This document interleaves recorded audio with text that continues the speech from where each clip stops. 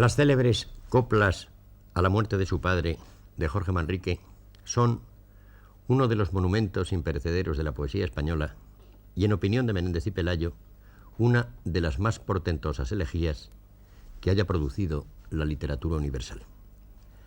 Jorge Manrique, como nos recordara un poeta contemporáneo, labró en sustancia inmortal la serena, tersa y desengañada melancolía de su decir, sobria y lapidaria expresión de la vanidad de las dichas humanas y del imperio incontrastable de la muerte.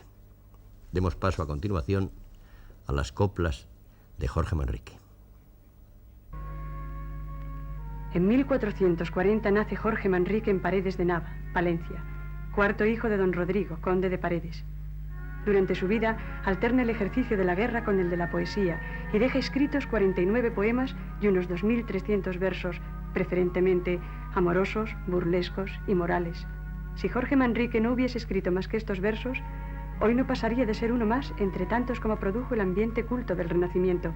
Pero la muerte de su padre produce en él tan gran conmoción que, superándose el poeta, llega a las cimas de la poesía castellana de todos los tiempos al mostrarnos la verdad universal de lo que se va, la obsesión de la muerte.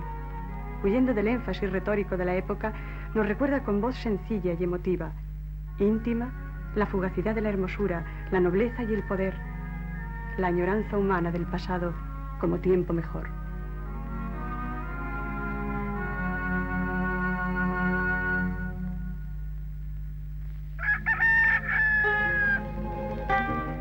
Recuerde el alma dormida, avive el seso y despierte contemplando cómo se pasa la vida, cómo se viene la muerte tan callando, cuán presto se va el placer, cómo después de acordado da dolor, cómo a nuestro parecer cualquiera tiempo pasado fue mejor.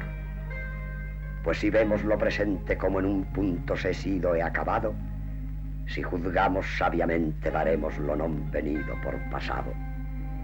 Non se engañe nadie, ¿no?, pensando que ha de durar lo que espera más que duró lo que vio. Pues que todo ha de pasar por tal manera. Nuestras vidas son los ríos que van a dar en la mar, que es el morir. Allí van los señoríos derechos a se acabar e consumir. Allí los ríos caudales, allí los otros medianos e más chicos. Y llegados, son iguales los que viven por sus manos, e los ricos. Dejo las invocaciones de los famosos poetas y oradores, non curo de sus ficciones, que traen hierbas secretas sus sabores. Aquel solo me encomiendo, aquel solo invoco yo de verdad, que en este mundo viviendo, el mundo non conoció su deidad.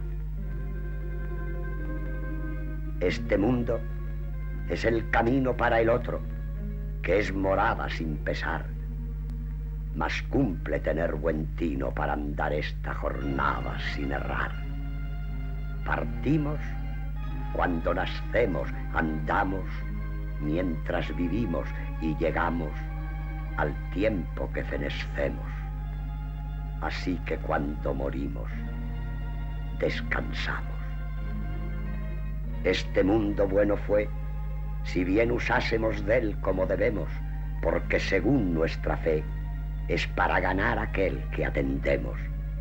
Aun aquel Hijo de Dios para subirnos al cielo descendió, a nacer acá entre nos, y a vivir en este suelo do murió.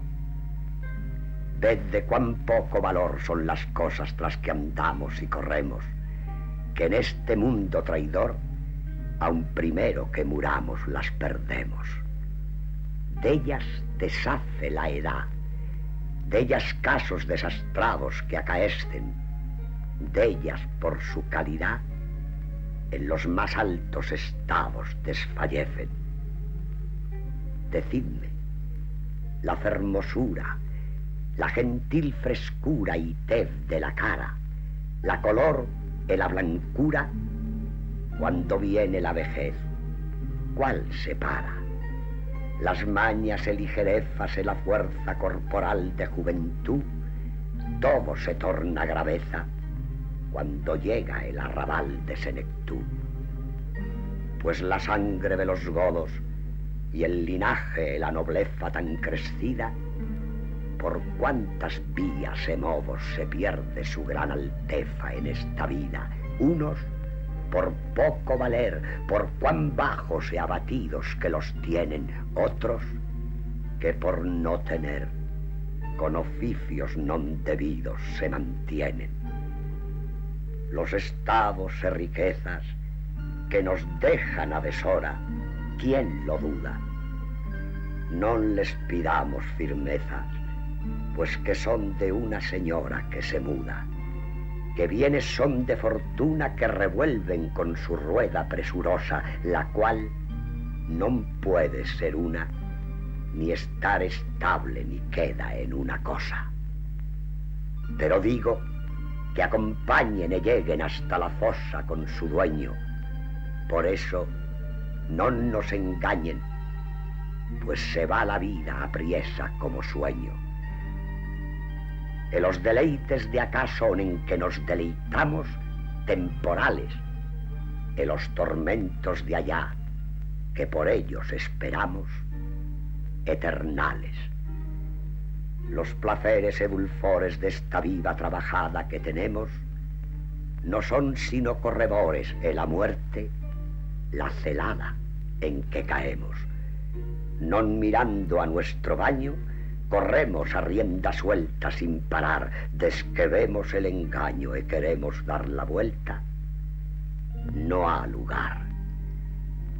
Si fuese en nuestro poder hacer la cara hermosa corporal, como podemos hacer el alma tan gloriosa angelical, qué diligencia tan viva tuviéramos toda hora y tan presta en componer la cativa, dejándonos la señora descompuesta. Esos reyes poderosos que vemos por escrituras ya pasadas, con casos tristes, llorosos, fueron sus buenas venturas trastornadas. Así que no hay cosa fuerte que a papas, emperadores y prelados, así los trata la muerte, como a los pobres pastores de ganados.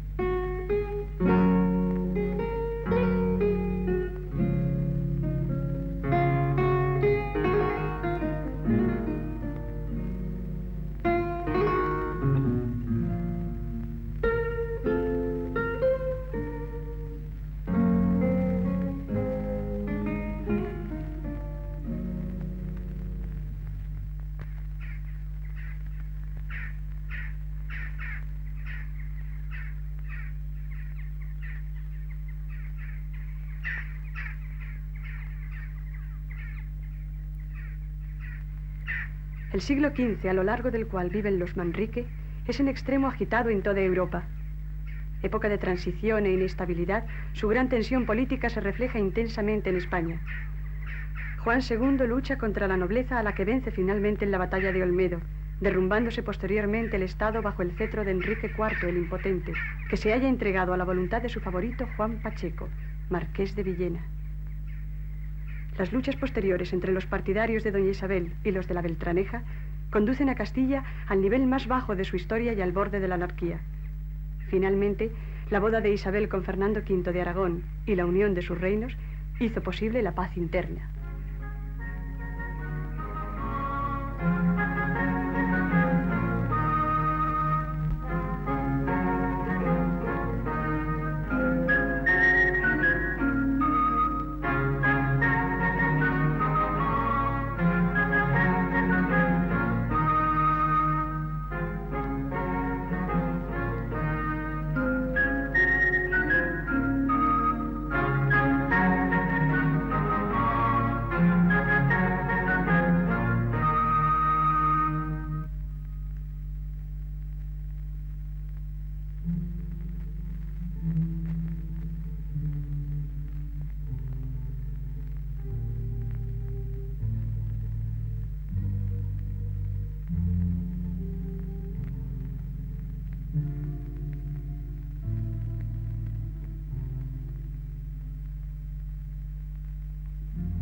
¿Qué se hizo el rey Don Juan? Los infantes de Aragón, ¿qué se hicieron? ¿Qué fue de tanto galán? ¿Qué fue de tanta invención como trujeron? Fueron sino devaneos. ¿Qué fueron sino verduras de las eras, las justas en los torneos, paramentos, bordaduras, ecimeras? ¿Qué se hicieron las damas, sus tocados y vestidos, sus olores? ¿Qué se hicieron las llamas de los fuegos encendidos de amadores? ¿Qué se hizo aquel trobar, las músicas acordadas que tañían? ¿Qué se hizo aquel danzar, aquellas ropas chapadas que traían? Pues el otro, su heredero don Enrique, ¿qué poderes alcanzaba? Cuán blando, cuán halaguero, el mundo con sus placeres se le daba. Mas verás cuán enemigo, cuán contrario, cuán cruel se le mostró. Habiéndole sido amigo, cuán poco duró con él lo que le dio. Las dádivas desmedidas, los edificios reales llenos de oro, las vajillas tan febridas, los enriques reales del tesoro, los jaeces, los caballos de sus gentes y atavíos tan sobrados, ¿dónde iremos a buscallos? ¿Qué fueron sino rocíos de los prados? Pues su hermano el inocente, que en su vida sucesor le hicieron, qué corte tan excelente tuvo, y cuánto gran señor le siguieron. Mas como fuese mortal, metióle la muerte luego en su fragua, oh juicio divinal. Cuando más ardía el fuego, echaste agua. Pues aquel gran condestable, maese que conocimos tan privado, non cumple que del se hable, mas solo cómo le vimos degollado. Sus infinitos tesoros, sus villas y sus lugares, su mandar, ¿qué le fueron sino lloros? ¿Qué fueron sino pesares al dejar?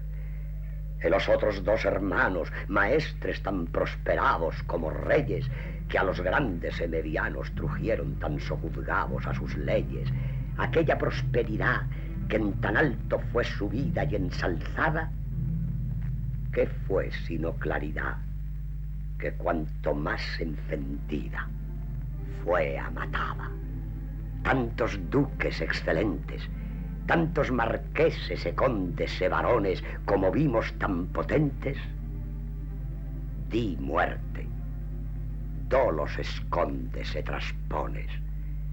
El a sus claras hazañas que hicieron en las guerras y en las paces, cuando tú, cruda, te ensañas, con tu fuerza las atierras y desfaces.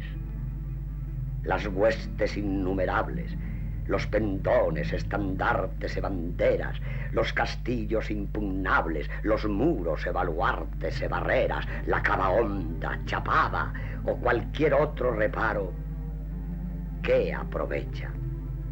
Cuando tú vienes airada, todo lo pasas de claro con tu flecha.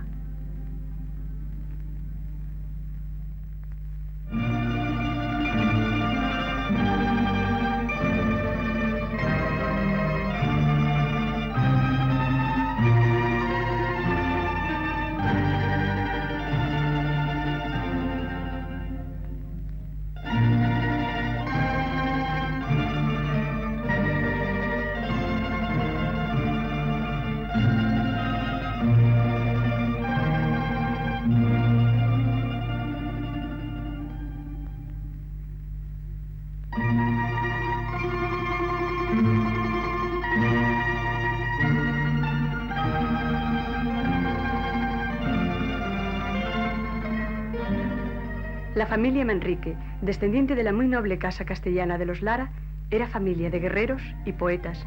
Sus hechos de armas fueron numerosos y sus estandartes se hallaban en las principales gestas de su tiempo, ondeando en Huéscar, Toledo, Granada, Jimena, Olmedo, Toro, Uclés, Ocaña, Ajofrín, Chinchilla, Belmonte, Alarcón.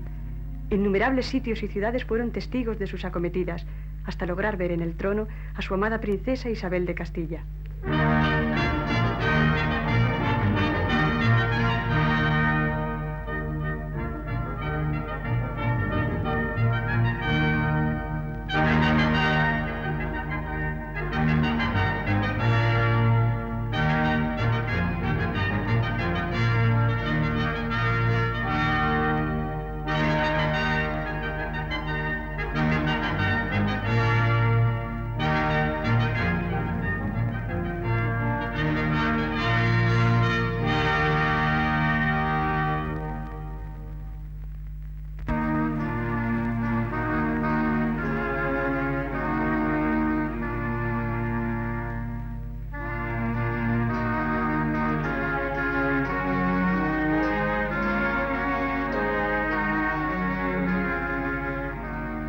Don Rodrigo Manrique, maestre de Santiago y conde de Paredes, fue poderoso luchador contra moros. Héroe de gesta en el momento de los romances y ennoblecido por sitios ganados y heridas sufridas, murió a los 70 años en Ocaña, comido por un cáncer que le desfiguró el rostro. Las coplas que su hijo le dedicó a su muerte fueron consideradas por Lope de Vega como dignas de haberse escrito en letras de oro.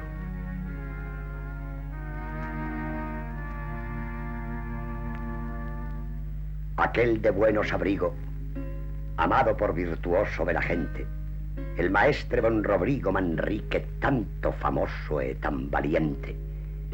Sus hechos grandes e claros non cumple que los alabe, pues los vieron, ni los quiero facer caros, pues que el mundo todo sabe cuáles fueron.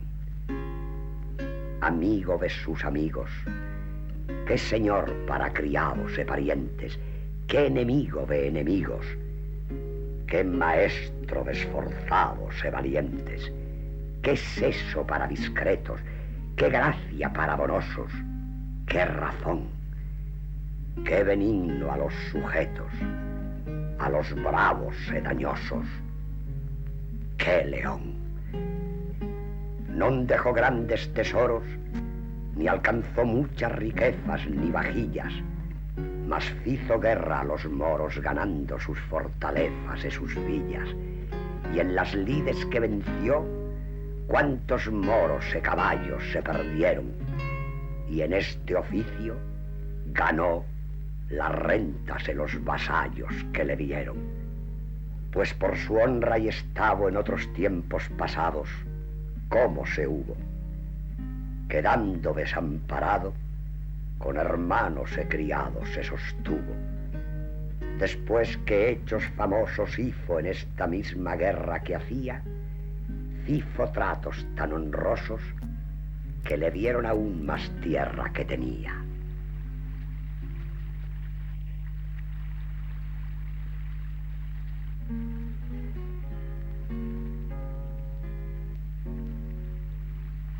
Tres morillas me enamoran en Jaén, Aisha, Fátima y Marién. Tres morillas tan garridas iban a coger olivas y hallaban las cogidas en Jaén. Estas sus viejas historias que con su brazo pintó en juventud, con otras nuevas victorias agora las renovó en senectud. Por su gran habilidad, por méritos e ancianía bien gastada, alcanzó la dignidad de la gran caballería de la espada. De sus villas y sus tierras ocupadas de tiranos las halló, mas por cercos e por guerras e por fuerza de sus manos las cobró. Pues nuestro rey natural, si de las obras que obró fue servido, dígalo el de Portugal, y en Castilla quien siguió su partido. después de puesta la viva tantas veces por su ley al tablero, después de tan bien servida la corona de su rey verdadero, después de tanta hazaña, a que non puede bastar cuenta cierta, en la su villa de Ocaña vino la muerte a llamar a su puerta diciendo: buen caballero, dejad el mundo engañoso es su halago, vuestro corazón de acero muestre su esfuerzo famoso en este trago. Pues de vida y salud ceciste tan poca cuenta por la fama, esfuércese la virtud para sofrir esta afrenta que vos llama. Non se os haga tan amarga la batalla temerosa que esperáis, pues otra vida más larga de la fama gloriosa acá dejáis. Aunque esta vida de honor tampoco no es eternal ni verdadera, mas con todo es muy mejor que la otra temporal, perecedera.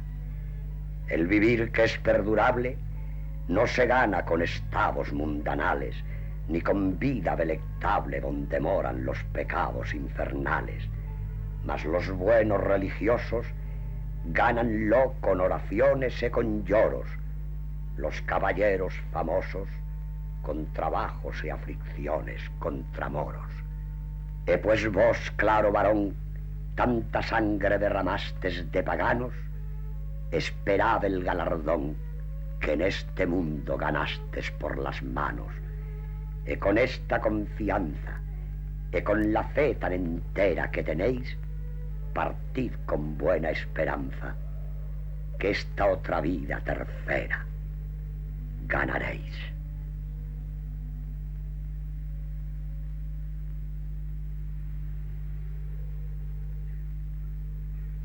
Jorge Manrique, el poeta, el guerrero, lucha valerosamente en Ajofrín, cae prisionero en Baeza, toma parte en las gestas de Chinchilla, Belmonte y Alarcón. A los 39 años, cuando al lado de don Pedro Ruiz de Alarcón se dispone a tomar la plaza de Garcimuñoz, muere a las puertas del castillo.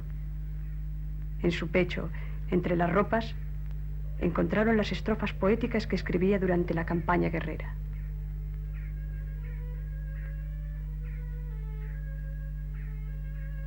Non tengamos tiempo ya en esta vida mezquina por tal modo que mi voluntad está conforme con la divina para todo. Consiento en mi morir con voluntad placentera, clara y pura, que querer hombre vivir cuando Dios quiere que muera es locura. Tú, que por nuestra maldad tomaste forma servil y bajo nombre, tú, que a tu divinidad juntaste cosa tan vil como es el hombre, tú, que tan grandes tormentos sufriste sin resistencia en tu persona, no por mis merecimientos, mas por tu sola clemencia, me perdona. Así, con tal entender, todos sentidos humanos conservados, cercado de su mujer y de sus hijos, hermanos y criados, dio el alma a quien se la dio, el cual la vio en el cielo en su gloria, que aunque la vida perdió, dejónos harto consuelo su memoria.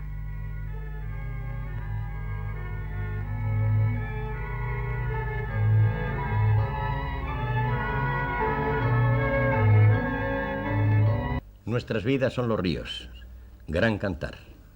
Entre los poetas míos tiene Manrique un altar. Así escribió Antonio Machado. Efectivamente, Jorge Manrique fue una de sus grandes, de sus siempre conservadas admiraciones.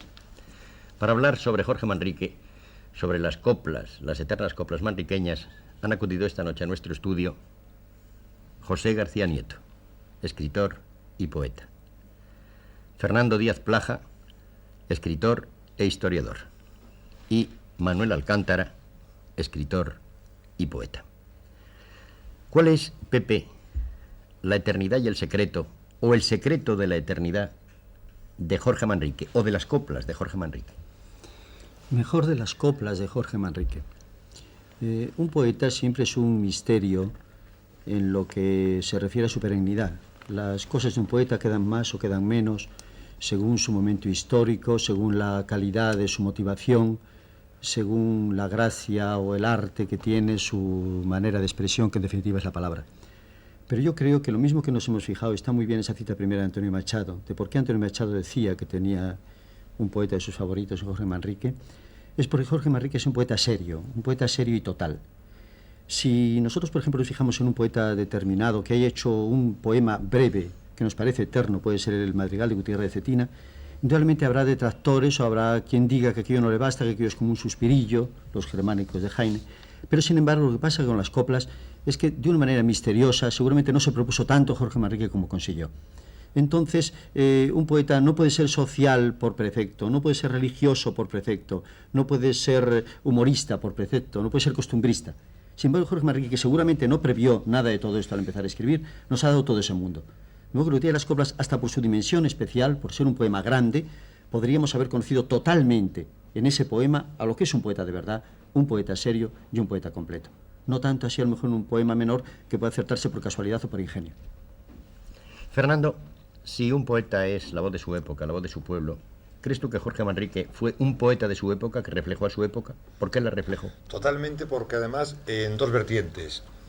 El mundo occidental, llamamos ahora todavía, en esa época está entrando en ese momento que tan maravillosamente ha definido Huizinga con el título del otoño de la Edad Media. Entonces hay un elemento de tipo maduro, como todo lo maduro, con una gran belleza, con un gran sabor, tal el melocotón, y al mismo tiempo con un punto ya de podredumbre, un punto de cadencia. Cuando Jorge Manrique habla en las coplas de la muerte de su padre de ese hombre que muere, está hablando también de una sociedad entera que muere. Es decir, la gente casi siempre recuerda solamente los elementos de la muerte del padre. No recuerda que está hablando de todo un mundo que está muriendo. Está hablando de los infantes de Aragón que se hicieron, y todo empieza a contar, y ya dice, no hablemos ya de los troyanos y de los romanos, que está muy lejos de nosotros, pero veamos un poco dónde está toda esa gente tan brillante, tan importante que fue. Por un lado, pues, está inmerso en un mundo general, una Edad Media que está buscando el renacimiento. Y de ahí, por ejemplo, que en ese libro, una copla famosísima, Castillo de Amor, se establece, por un lado, un símbolo, castillo, y por otro, el amor. Y ese castillo de amor es la mujer. Y entonces está hablando de lo que es la defensa, lo que son las barbacanas, lo que es el foso, lo que es la almena, todas las protecciones que tiene el castillo puestos al servicio de una idea de amor y de mujer. De manera que entramos en un momento en que la Edad Media se convierte en el Renacimiento. Es decir, los castillos, los fosos duros, agrestes, se están convirtiendo en mujer, en amor. Por tanto, están desintegrándose. Está destruyéndose toda una vida, un elemento básico de una sociedad, y está creándose otra. Estamos acercándonos al Renacimiento, pero no estamos todavía. Entonces hay un elemento de tipo de duda, como digo, muy auténtica, muy cercana a la idea del otoño, que es naturalmente igual la idea del crepúsculo, que no es de día ni es de noche. Ahí es donde está quizá para mí uno de los elementos más importantes en la poesía de Jorge Manrique, el ser reflejo de este mundo general del Occidente. El ser reflejo de su época. De su época. Y ya luego es mucho más concretamente el reflejo de su época de Castilla. Porque claro, estamos en el tiempo de Enrique IV, impotente, con sus problemas, sus dramas. El 76, 1476, es cuando salen las coplas de Jorge Manrique, cuando escribe las coplas a la muerte de su padre. El 79 muere él, y el 78 me parece que es cuando ya Juan Fernando ha sido nombrado rey de Aragón y Castilla. Es decir, está creándose un nuevo mundo, pero él todavía eso no lo va a ver, y ya está terminando él antes de que llegue ese nuevo mundo. Por lo tanto, refleja en ambos casos tanto el ideal general europeo como el problema grave español del tiempo. Manolo, han hablado mucho los críticos de la escritura poética de Jorge Manrique. Se ha dicho muchas veces, Salinas, entre otros, en el precioso libro que le dedicó, que Jorge Manrique inventó realmente poco, es decir, de un modo literal, las coplas a la muerte de su padre pues siguen las normas de su tío Gómez Manrique, es decir, que no inventa nada y sin embargo lo inventa todo. ¿En dónde está, pregunto, ese secreto que yo les decía de otra manera Pepe García Nieto, ese secreto de ese lenguaje que siendo tan poco novedoso, digamos, trae esa novedad máxima en la literatura española? Yo diría que es una aspiración a la palabra insustituible, que es un acierto de expresión. Se han achacado que en las coplas no hay un solo concepto nuevo, que él manejaba algo que en aquel tiempo ya era tópico, los sentimientos de la muerte. Al parecer escribe Jorge Manrique esas coplas a los 27 años de su edad, muere a los 38, a los 39. Él tuvo una premonición de la muerte y sobre todo tuvo una exactitud de la palabra. No hay elementos sobrantes, sería muy difícil extractar, digamos, reducir las coplas. Son así, parece que tienen una forma, están hechas para siempre, como las palabras en las lápidas. Lo que yo veo en las coplas, lo que ve cualquier aprendiz de poeta como yo, es un rigor, una expresión verdaderamente acabada, donde nada podría ser mejorado sustituyendo. Es un lenguaje muy sintético, muy verdadero, y de algún modo todos somos el padre de Jorge Manrique, porque habla, como ha dicho Fernando, que no solo una época ni un tiempo, sino habla de la muerte en general, de la muerte que al parecer se nos da bien a los españoles, que es un sentimiento que el poeta español gravita siempre, de algún modo. Y eso son unas palabras inmarchitables que están ahí y que son nuevas a cada generación. No quisiera opinar que en poesía lo barroco es más caduco, pero de algún modo los poetas que nos siguen gustando son los que aspiraron a un rigor, a que no sobrara nada. No es que Góngora no nos importe, pero yo creo en que va a durar mucho Jorge Manrique. No por un estilo casi telegráfico, sino porque se establece una adecuación con cualquier época. Es comprensible para cualquier persona, para cualquier tiempo, porque logró esa síntesis a la que casi siempre aspira el verso. Pepe, Salinas hablaba del gran lugar común de la Edad Media, eso que ahora Manolo recordaba, la muerte, la vanidad del mundo, todos esos orígenes de Séneca, de los grandes clásicos griegos y latinos. Ese gran lugar común, él lo transmuta. ¿En dónde está? Repito otra vez, porque hay un gran secreto en esta transparencia de Jorge Manrique. ¿Cómo lo transmuta? Bien, todo gran poeta, quiera o no, y precisamente lo consiguen más aquellos que no lo hacen a propósito, refleja de una manera su tiempo, refleja de una manera directa su alma, y lo que es más, el alma de las gentes que tiene a su alrededor y que tienen capacidad para definirla. Entonces, el milagro de Jorge Manrique, el secreto de Jorge Manrique, es que escribiendo un poema totalmente cordial y auténtico, necesario, como diría nuestro Juan Ramón Jiménez, a través de aquello que le pasa a él, de la anécdota de la muerte de su padre, él ha hablado de todo un tiempo. Ha hablado además con un lenguaje que ahora nos podía parecer afectado, que se lo podíamos dar como ejemplo a cualquier poeta y se asustaría. Si un poeta de hoy que tanto necesita echarse en manos del verso libre para decir cosas trascendentales, le dije, tiene usted que escribir unas estrofas que tengan 2 versos de 8 sílabas, 1 de 4, 2 de 8, 1 de 4, y eso además rimado en consonante. Parece imposible que se pueda conseguir después esa belleza de libertad, esa expansión de horizonte en los sentimientos. Entonces yo creo que el secreto suyo está en lo que está el secreto de todo poeta, en una unidad de fuerzas oscuras que sin saber el lector de dónde vienen, las nota en esa misma unidad. Es como un ramo de cosas que se juntan y que salen del poeta de una manera inconsciente, pero que luego ya cuando tenemos el concepto, que diría Unamuno, tenemos el ramo cuajado. Entonces, por cualquier sitio que aquí supongamos que quisiera tener Jorge Manrique un detractor, iría a buscar si faltaba música, iría a buscar si faltaba concepto, iría a buscar si faltaba estilo, iría a buscar si faltaba originalidad, y chocaría siempre con todas esas paredes que en Jorge Manrique han abierto un hueco formidable donde han salido las coplas. De modo que el secreto no está más que en la totalidad que todo poeta tiene que dar, yo creo, a su mensaje y a su canción. Aun el poeta que se cree más estrecho, aun el poeta que cree que está usando siempre eso que hemos llamado arte menor o arte mayor, no importa. La lección está en que cuando un poeta es auténtico, cuando un poeta es verdadero, sin proponérselo previamente, nos está dando la medida del alma de su tiempo y de su propia alma. El capítulo de las influencias, no de un modo preceptivo ni estrecho. La onda cordial, diríamos, que ha emanado desde Jorge Manrique, que llega hasta a tiempos muy cercanos, hasta rigurosos contemporáneos. Sí. ¿Qué influencia es esa, a tu modo de ver, Manolo? Yo creo que gravita en todo lo que nos influye, todo lo que hemos leído. Yo estimo que las influencias se producen por afinidad, por eso no hay que avergonzarse nunca, uno siempre se parece a lo que le gusta y se establece algo de afinidad. Hay gente que no nos influirá nunca y otras influencias se producen incluso por repulsa, porque decir, yo no me quiero parecer a tal poeta de ninguna manera y por lo tanto te está influyendo. Pero yo creo que sí, que la onda, la manera expresiva de Jorge Manrique, auténticamente española, está constante en nuestra lírica actual, ¿no? La proclama, tú has leído antes de don Antonio Machado, considerándolo que tenía un altar entre sus poetas, Y don Antonio Machado a su vez ha influido. Sé que hay estrellas que quizá no vemos, pero que influyen en el curso de otras estrellas, que son las que miramos. Yo creo que Jorge Manrique está muy vigente desde algunos modos de eso que llamamos cancionero y copla popular, sobre todo los cantares del sur, y en mucho estilo y modo de vida. Nadie escribiría igual si no hubiera habido antes unos poetas que han gravitado sobre nosotros, que han estado ahí, que están ahí, y que nosotros, sin querer o reconociéndolo, incluso no hace falta haber leído a algunos poetas para que nos influyan, porque nos vienen la influencia a través de otros. Yo creo que sí que la huella manriqueña es permanente en un gran sector de nuestra lírica.